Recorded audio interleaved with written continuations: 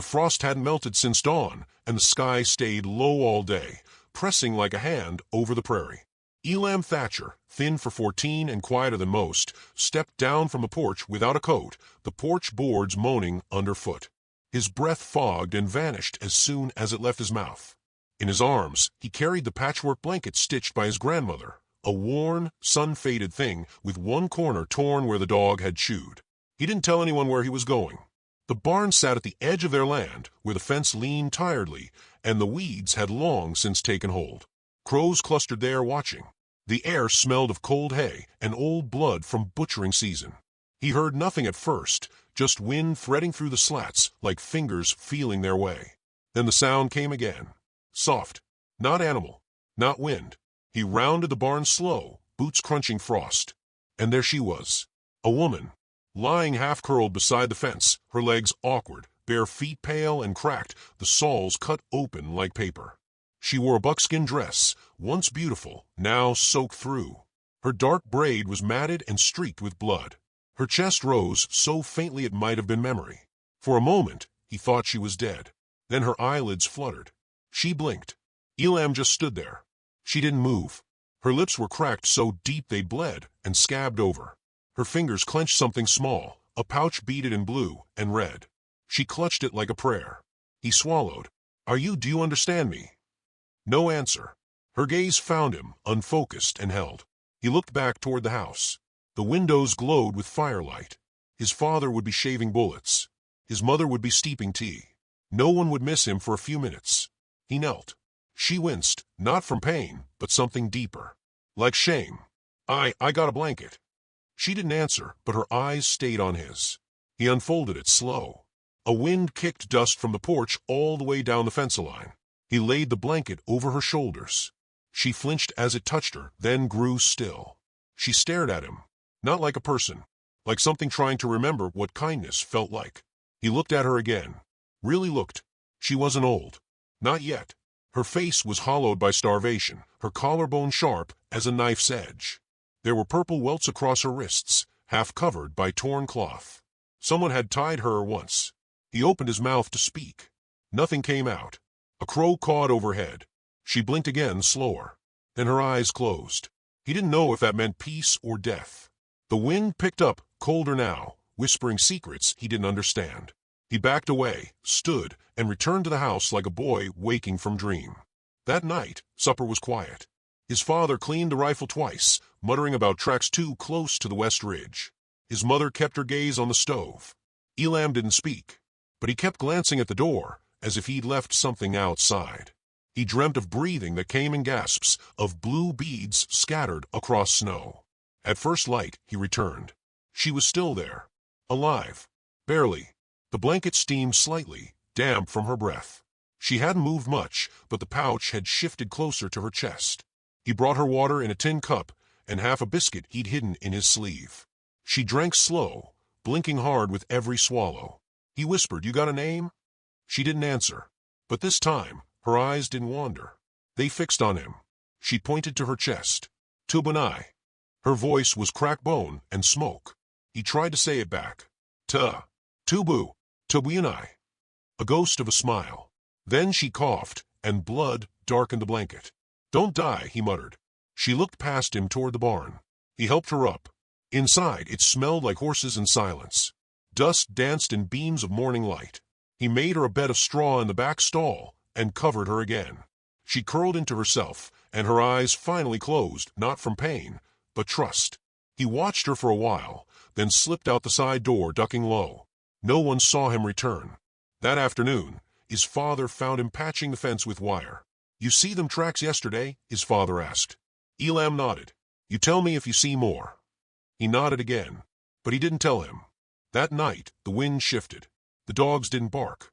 Not once. But Elam didn't sleep. He sat up in bed, blanket wrapped around his knees. Something in his bones felt hollow, like something had been removed and not yet replaced. He rose, crept to the window. The stars were out, but the prairie didn't look right. He pressed his face to the glass. Nothing moved. Then, in the far dark, he saw them. Not riders. Not torches. Just shapes. Still and tall and waiting. He held his breath. The barn was lit inside just faintly. A candle? Or a lantern someone else had lit. He slipped his boots on, heart thudding. Outside, the frost was thicker now, crunching underfoot like brittle bone. He crept around the side of the house, past the chicken shed, toward the barn. The door was ajar. Inside, she sat upright. Awake. Her braid was untangled.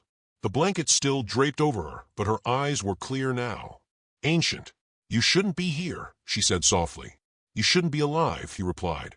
Something passed between them then. Not words. Something quieter. She reached into the pouch and pulled out a carved piece of wood. An animal, he thought. A horse or maybe a buffalo. She pressed it into his palm. You saw me, she said. No one does. He stared down at the figure. A breeze stirred behind them. The horses in the stalls snorted. The candle flickered. She turned her head sharply toward the east window. What is it? She didn't answer. But outside, on the ridge line, something shifted. Elam crossed to the window. There. Dark against dark. He counted 3, then 5, then 8. Figures. All still. All mounted. None moving. Watching the barn. He stepped back, heart in his throat. Do they want you? He asked. She didn't move. They want to see. He turned to her. See what? She looked at him then, not like a boy. Like a question. That you gave me the blanket, she said. He swallowed. I just did what felt right. That's what they're afraid of. He didn't know who she meant. Not yet. But he would.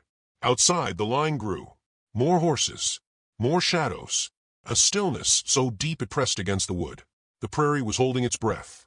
And Elam, 14 and shivering in a barn with a woman who should have died, felt something ancient coil in his chest, like a string pulled tight by hands older than history.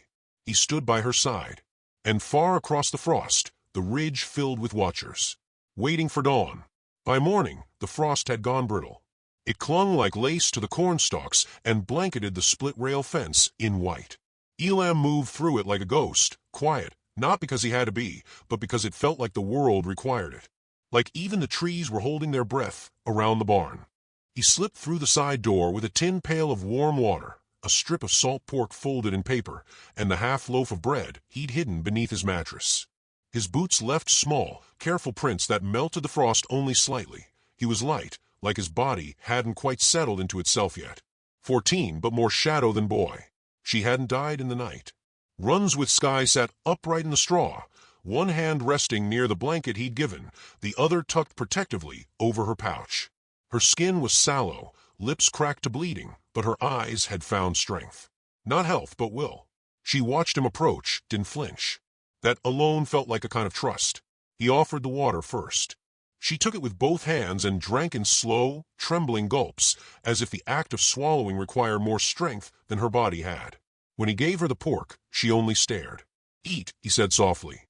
You need the salt. You're bleeding inside. She broke a piece off, eyes never leaving his face. Her fingers shook. You speak more today, he said after a while.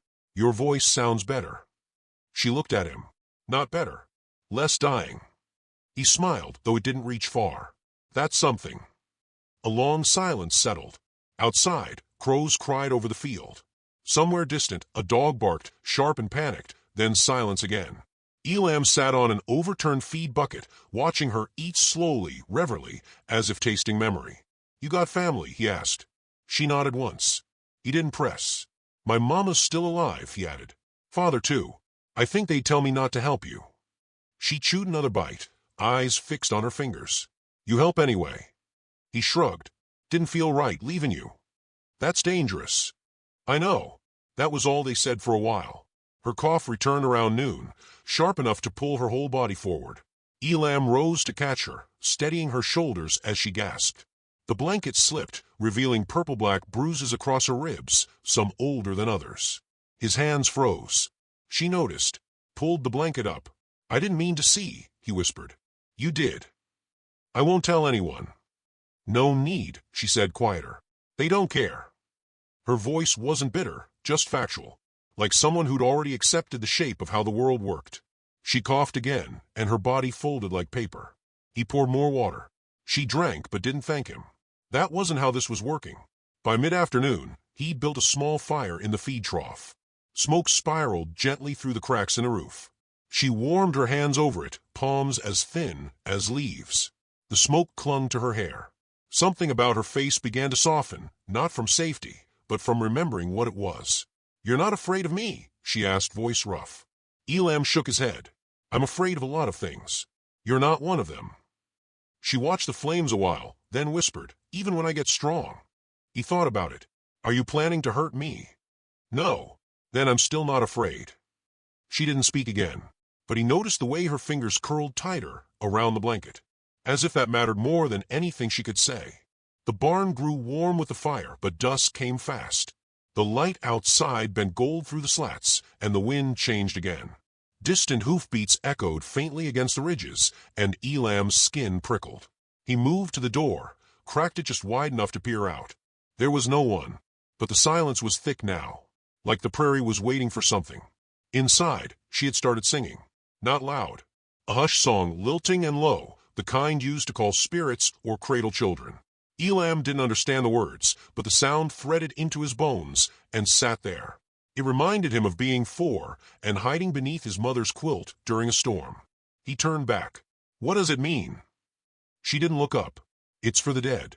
And the lost." "You're not dead." She paused, then maybe just lost. He sat beside her. The fire hissed once. "You said your name yesterday. Tubanai. What does it mean?" Her eyes gleamed in the firelight. "It means she who walks where sky breaks." "That's pretty." "It was my grandmother's name." Elam nodded. He didn't know what to say after that.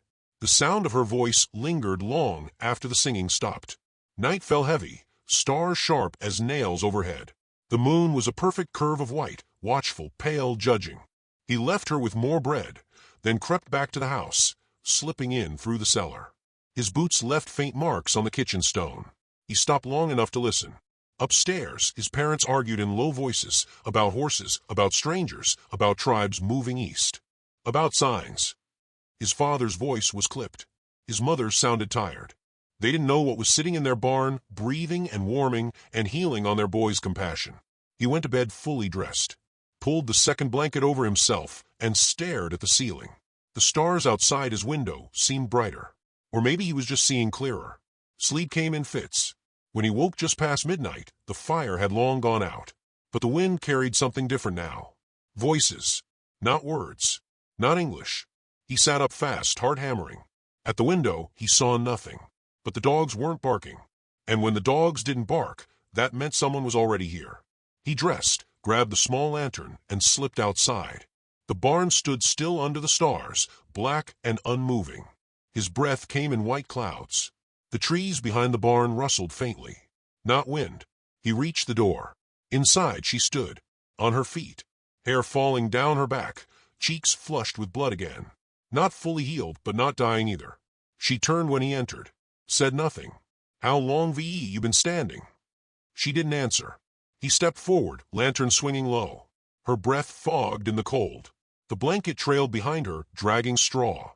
She looked stronger, but something had shifted in her gaze. "Is someone out there?" he asked. She nodded slow. "Friends. Maybe." He tensed. "Should I be scared?" "Not yet." Outside, something snapped. A twig. A hoof. She moved closer to him. "You should tell them," she whispered. "Your family. They deserve to know. They won't listen. They'll just shoot." She looked toward the far wall, toward the ridge. Her eyes filled with something he couldn't name. Not fear. Not sorrow. Something older. "They're waiting," she said. "For what?" She turned to him fully now. "To see if you're like them." "I'm not." "You gave me your blanket."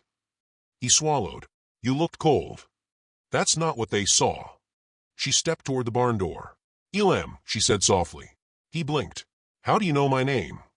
She didn't smile. "You told it in your silence." And then she opened the door. And outside, on the hill, under the cold fire of stars, the ridge was full. Dozens, maybe more. Mounted, silent, unmoving, all of them watching the barn. At sunrise, the wind bent the grass flat, and the ridge above the Thatcher homestead stood dark with horses. They made no sound. No war cries. No drums. Not even a banner. Just figures still as stone, outlined by a morning sun too pale to warm. Elam stood behind the barn door, his heart tapping like rain on a tin roof. His breath fogged the air in front of him as he counted. First 10, then 20, then too many to keep track of. Their silhouettes stretched back along the ridge like shadows waiting to become men. She said nothing beside him. Runs with Sky stood wrapped in the patchwork blanket, hair loose, face expressionless. She looked out at them like one who had died and been forgotten, only to be remembered all at once by the sky itself. He whispered, "Who are they?" She did not answer. The barn was quiet. The horses inside shifted anxiously, hooves stirring straw. One let out a low, throaty whinny. Elam turned to her again. "Are they here for you?" Her jaw clenched, but her voice was even. "They are here to see what lives." It didn't make sense yet, but Elam was beginning to understand that not everything in the West came with clean answers. Some things just arrived in silence and waited to be seen. By breakfast, the town had noticed. Dust rose from the far road as riders bolted from homesteads. The church bell rang not for prayer but as a warning. And still, the ridge did not move. The warriors sat their horses like trees, watching. Only their braids stirred in the wind. Jedediah Thatcher stood on the front porch with a loaded rifle and narrowed eyes.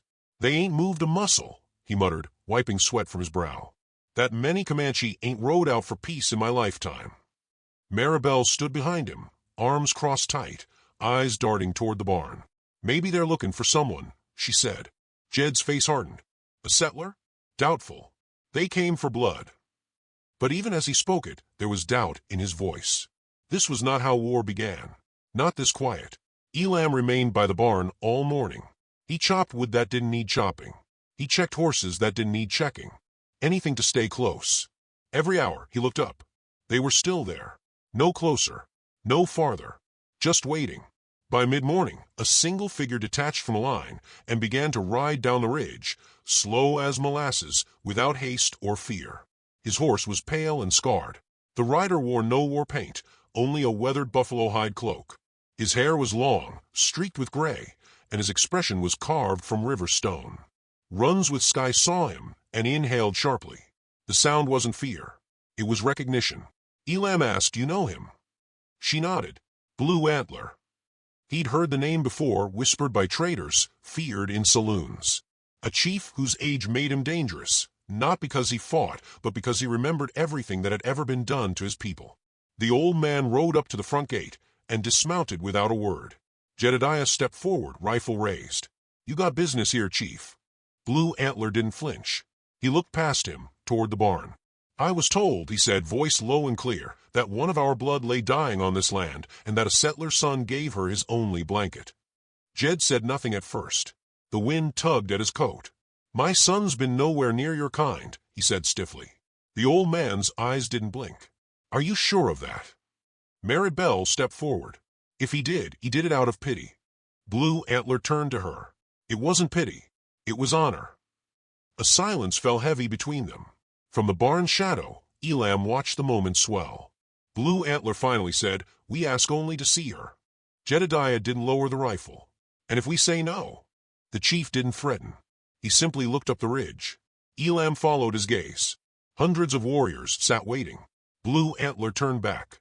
"We are not here for war. Not unless war is given to us." Elam stepped forward. He left the barn quietly, hands open, walking slow as the sun. His boots crunched dry earth with each step. Runs with Sky stayed behind. Watching, Elam stopped between his father and the old chief. Jed's voice hissed, "Get back in the house, boy." But Elam didn't move. He turned to Blue Antler. "She's alive. Barely. But I gave her the blanket." Jed's face went red. "Elam." "She was gonna die," he said louder now. "And she didn't. Not yet." Blue Antler looked at him long and slow. "What made you help her?" Elam's voice trembled, because she looked like someone who'd been seen last by wolves. The chief nodded once. That seemed enough. Jedediah stepped back, uncertain now. Blue Antler did not smile, but his voice softened. "You were not born into this land, but you belong to it more than some who think they own it." Elam swallowed hard. "I didn't want to start anything." The chief raised a hand. "You started peace." Then, to everyone's surprise, he stepped away from his horse and knelt. Slow, deliberate, and high above on the ridge, the other warriors dismounted.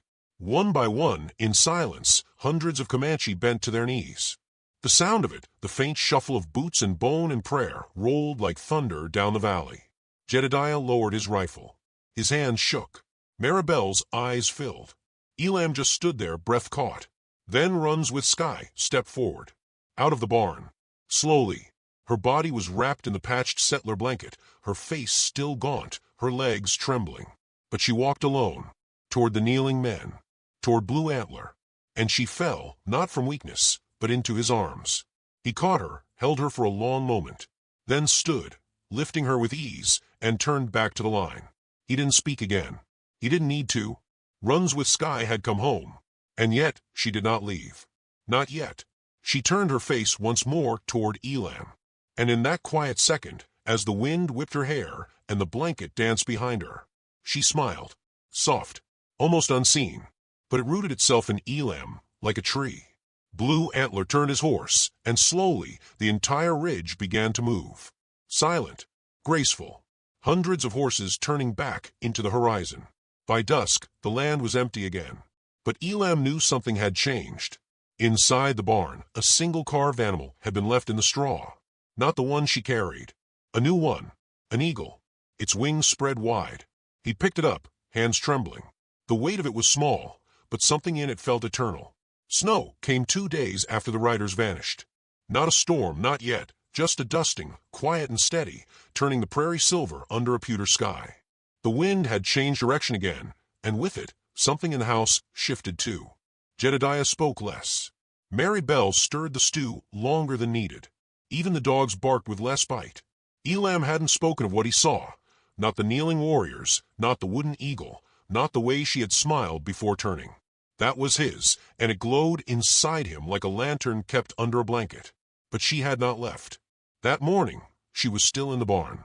She had risen early and stood by the stall window, her breath fogging the wooden frame. The patched blanket hung from her shoulders, her face turned toward the hills that now held no one. She looked smaller somehow, tired in a different way. Elam watched from the loft ladder. He hadn't meant to spy, but something about her stillness held him. "You should go home," she said without turning.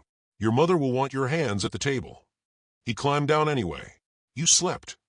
"Enough. You should eat." She nodded but didn't move. He handed her the tin of dried apples he'd kept wrapped in cloth. She took one, holding it like it was foreign. "You go and stay long?" he asked, then immediately regretted it. Not because he didn't want her to, but because he didn't know if he had the right to hope. She looked at him now. Her eyes held something unreadable. "I shouldn't have stayed at all." He shifted. "They came for you." "No, they came for what I might have been." "You were theirs." She shook her head. "I was a burden. Dead weight they thought gone. I don't belong to anyone now." "You do," he said before thinking. "Here." Silence bloomed between them. She returned her gaze to the snowy field. "Your kindness is too large for your frame, Elam." He flushed.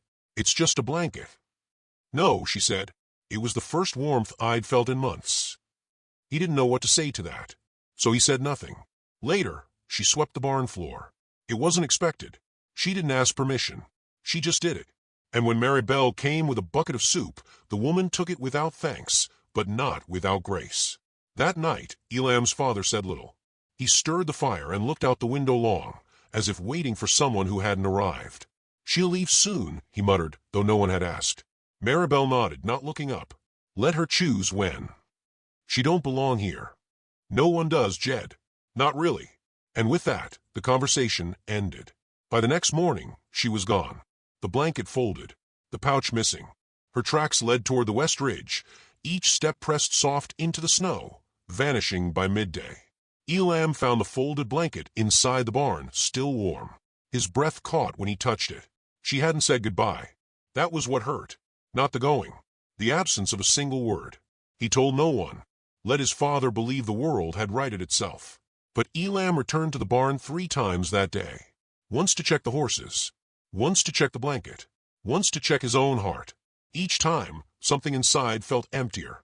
That evening, as the snow picked up and the clouds thickened, Elam sat on the front porch in silence. His hands were tucked under his arms. The air bit his ears. The world felt hushed.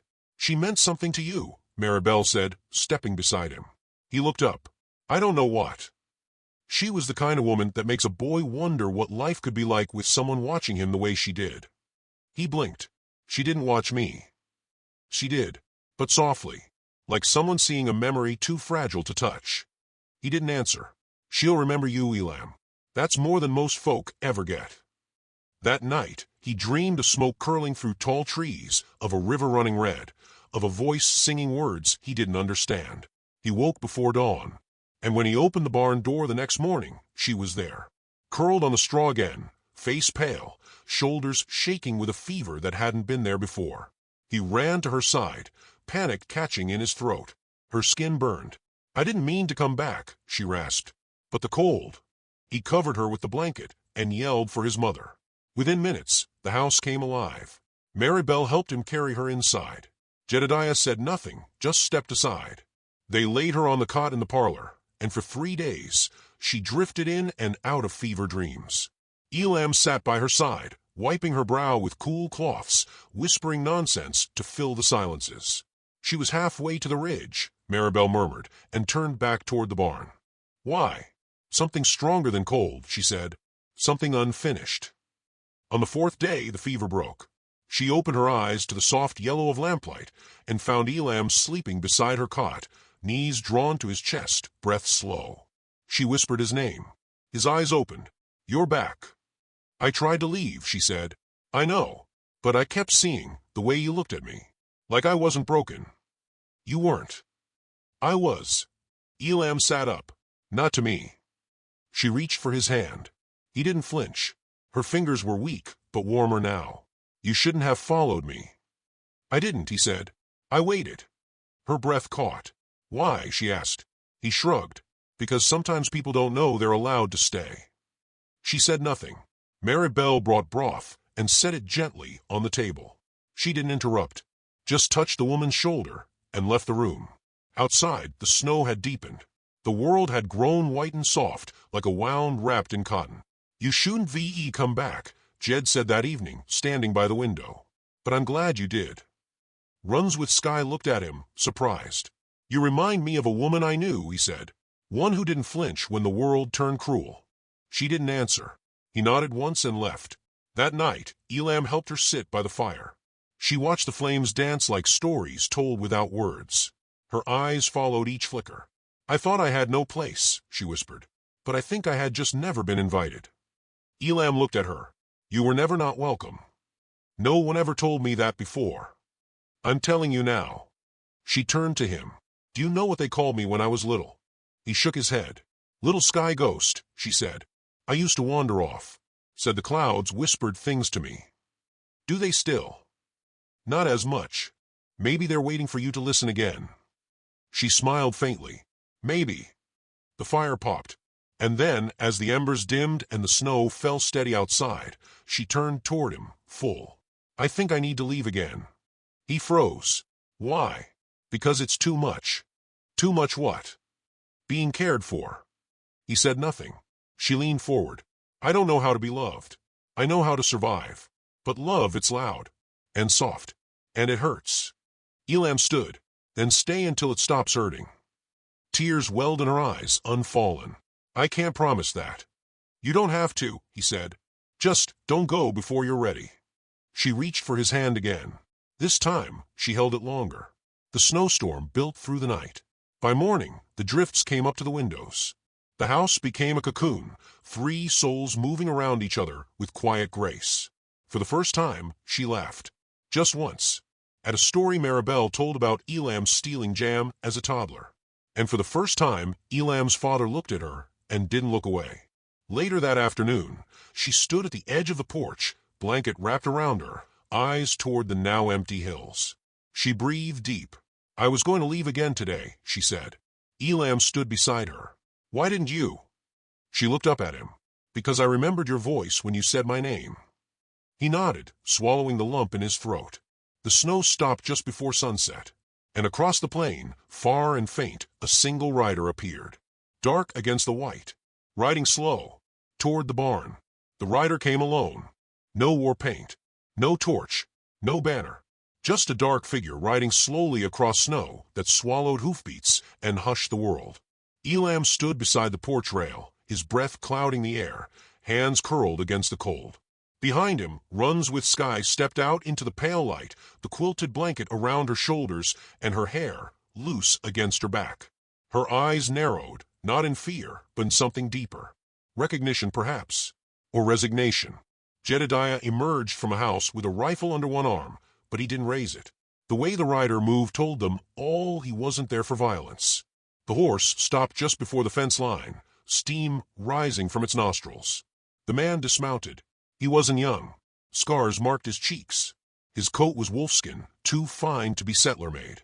He had the look of someone who had ridden far, not in distance but in years. A man hunted by choices. He looked at Elam, then at the woman beside him. "Elam," Runs with Sky said quietly, her voice tighter than it had been since she arrived. "Go inside." He didn't move. The man stepped closer, his boots crunching snow. His gaze flicked toward Jedediah, who met it evenly. "I didn't come to fight." "Good," Jedediah said. "You wouldn't win." The man nodded, then turned to her again. "You left without finishing." "I wasn't yours to finish," she replied. "You vanished after the treaty. I ran after the bruises." His jaw tensed. "That was not what I meant." "But it's what you did." Elam looked between them, breath shallow. He could feel the storm beneath the quiet.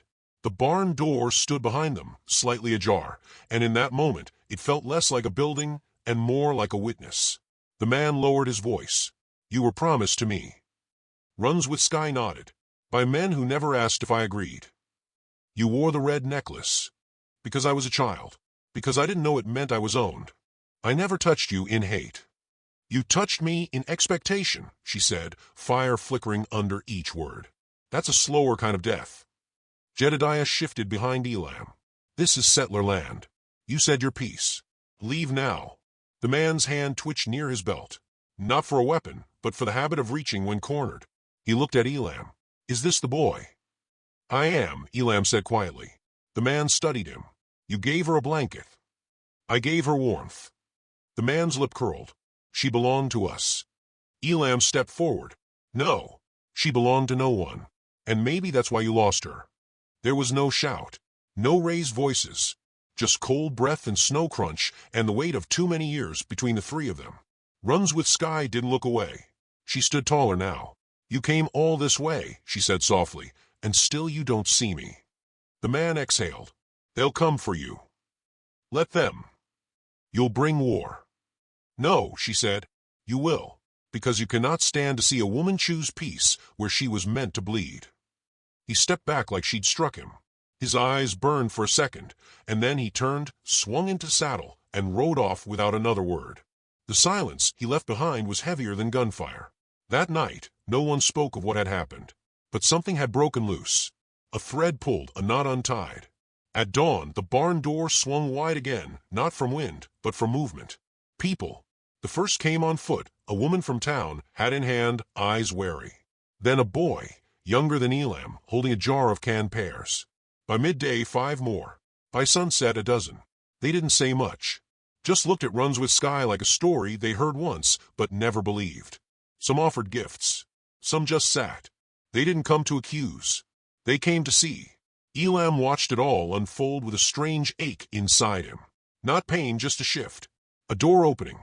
That night, she sat beside him in the barn, firelight warming her cheek. "You saved me twice," she said. "No, just once. The rest was you." She looked at him. "I almost left before I felt anything. It scared me." He nodded. "Me too. I've never been seen without being used. Now you have." She smiled faintly. "I still don't know where to go." He looked around the barn. The roof leaked. The walls creaked. But the place held memory now, both weight and lightness. "Then stay until you do." She leaned against the post. "What about your family?" "They're already changing." Indeed, Jedediah had started leaving his rifle on mantel. Mary Bell no longer looked through the curtains when a shadow passed. The dogs barked again, just not as often. One morning, 3 days later, the same ridge that had once held warriors now held wagons. 17 of them. Comanche. Not for war. For something else. A council. Blue Antler stepped from the lead wagon. When he saw Elam, he smiled in the way only men who have buried sons and forgiven enemies could. He approached the barn, stopped at the threshold. She walks again. She does. Blue Antler nodded. And you? Elam hesitated. I think I've changed. The old man's eyes narrowed in gentle scrutiny. Then you're becoming something worth remembering. Inside the barn, Runs with Sky stepped forward. She bowed her head to the chief, but not low, not like one beneath. Like one returning. They spoke in words Elam didn't know, but he watched their hands move, their eyes soften. And then Blue Antler turned to him. The Comanche wished to make peace with this land, with this house, not because we trust it, but because of what was done here. Elam looked down. I didn't do much. You lit a fire in the snow. The council lasted hours.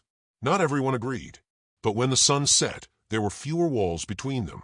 That evening, as smoke curled from every chimney and frost kissed every window, Runs with Sky stood alone inside the barn again, looking toward the empty hills. Elam entered quietly. They said I can go back, she whispered. He swallowed. Do you want to? I don't know. You don't have to decide tonight. She turned.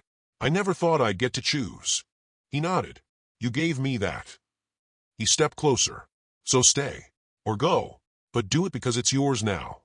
She touched his cheek with calloused fingers. And if I stayed, then I'd make sure the roof stopped leaking. She laughed. It was the first time he'd ever heard her laugh with her whole body.